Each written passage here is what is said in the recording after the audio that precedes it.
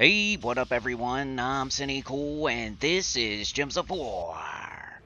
And today I have 3 teams for you for the World Event. Key to the Crown. Leonis Empire Restriction.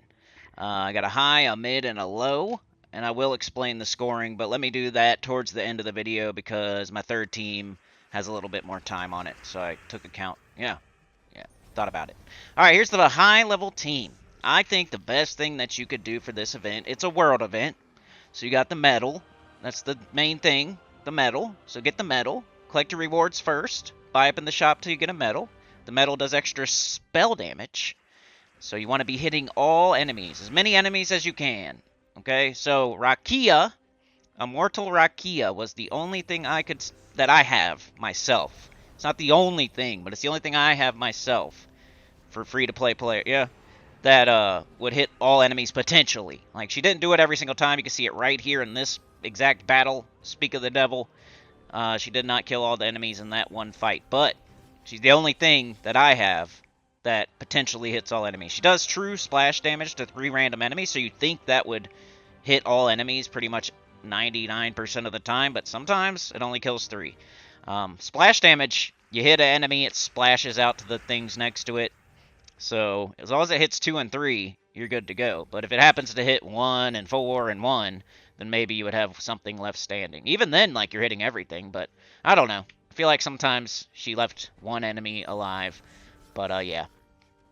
The other thing you could do is Al Aldine, if you have that. It's a pay troop. I think from a campaign, you had to buy the campaign pass, and you would get Al Aldine. I'm not 100% on that, but he does hit all enemies. He's the only thing in this restriction that actually hits all enemies, which is what you want. So he would be the best thing if you have it, Al Aldine. Maybe you can put it in there instead of Immortal Rakia. I don't know his coloration. If you don't want to block Devoted, and I don't even know what the last thing's called. It's some sort of cat. I'll check it out. Hold on. Sandcat. I knew that. I was going to guess Sandcat. But as far as this team goes, we have the weapon up there. The King's Dagger. The King's Dagger. You can get that in the Soul Forge, most likely.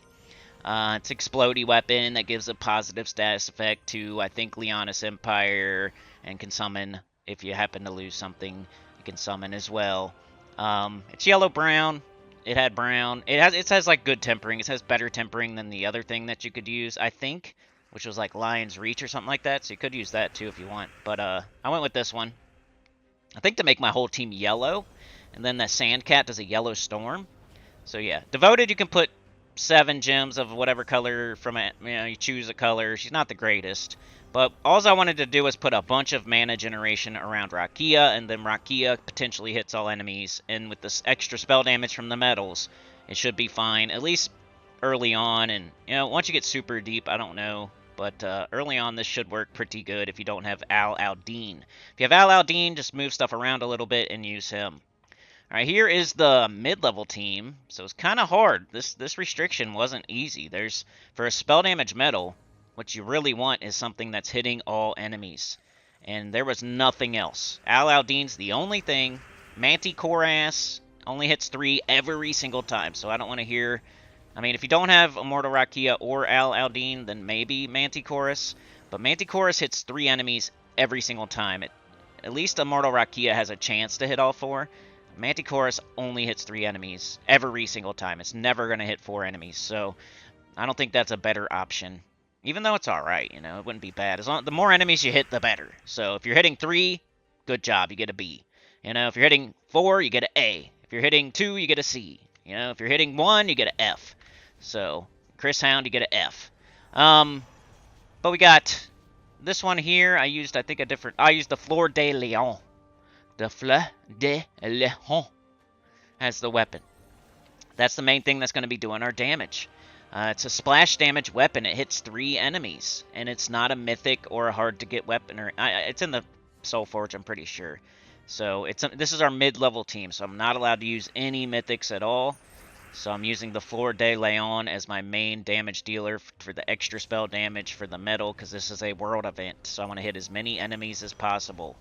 And it didn't even kill everything right there. The more medals you get, the better it'll do. The more tokens, the more badges. Make sure you collect your rewards. Make sure you buy up in the shop. Later on in the week, you'll be hitting harder, etc. You can also explode gems. It's kind of a mana generator as well, as long as you have something stunned. I think you have to hit the thing that's stunned, but if you can stun something and then hit it, it will blow up. It'll explode the board too. So it does more than just splash damage some of the time. And to back that up, I did Orpheus's Priestess. I did the Cat Burglar, and I did Divine Ishbala. So Divine Ishbala will 50% start the Orpheus's Priestess. I don't know if the Cat Burglar's actually a... It is starting with a lot of mana, so maybe it is Divine. Or maybe it has... I don't know. Anyway, so the main idea of this team is to get up the Flor de Leon, cast it on second slot, kill 3 things, and then you got the Cat Burglar who can cast, hopefully get a kill, do an extra turn. If you still got stuff standing, at least you get an extra turn when you cast the Cat Burglar. Hits multiple enemies. So I got 2 things hitting multiple enemies, and I got 2 things mana generating. So Divine Ishbala is going to 50% start stuff every single fight. She's also not bad. She'll convert red to skull and green to yellow, and, you know. But mostly it's the Flor de Leon backed up by 3 other things, with the Cat Burglar as a little bit of backup for the damage. That's what I went with for the mid-level team. Titan class, just to try to get up the weapon at all costs. But here's the low-level team. And before we get to it, let me do the scoring. World Event Key to the Crown. There are 6 battles that players can encounter during the event. Servant of the Tao, Ifrit, Almundir, Abragonia, Garyon, and Tao. The battles are randomly chosen, but they all have an equal chance of appearing on the map. Scoring, you can find the following rewards for each of the different battles you may encounter. I'll read them in order of operation. So Tao is the best. It's worth 5 crown keys. Garyon is second best, worth 9 crown jewels. Abragonia is worth 8 crown jewels, so it's third best. Almundir is worth 2 crown keys. It depends how much crown keys are worth there. 5 points, so yeah, I think it's next best. And then you got Ifrit worth 2 crown keys and Servant of the Tao worth 1 crown key. So I don't know why they switched to crown jewels there. Crown jewels are, that's 18, that's 25, that's 16, that's 10. So yeah, it's the right order. Tao is worth the most. If you don't see Tao, do Garyon. If you don't see Garyon, do Abragonia. If you don't see any of that, do Almundir. And never ever pick Servant of the Tao. So pick Tao if you see it. Don't pick Servant of the Tao if you see it, ever. It's in rarity order, pretty much. Tao is a mythic. It's worth the most. Garyon and Abragonia are legendaries, so they're worth the second most. And all you got to remember is that Garyon is worth more than Abragonia. And then you just do rarity order from there, and remember that Servant of the Tao is worth the least. But each crown key is worth 5 points, and each crown jewel is worth 2 points. Alright, so here's the low-level team. It's all I could come up with, man. It's pretty tough. This restriction wasn't very good for a spell damage medal. So I went with Lion Commander and Cat Burglar as my damage dealers. We got the Lion's Reach weapon. You should be able to get that in the Soul Forge. Blows up blue or something and gives a positive status effect to everybody and summons. Lion Commander... No, it's not Commander. Lion... what's his name? Lion Prince. Isn't that right? Lion Prince. He will destroy a row, and if the more yellow that's in that row, the more damage it will do to the first and second enemy. So it's hitting 2 enemies. It's also destroying a row, so it's mostly a damage dealer, but it can also mana generate and do board control.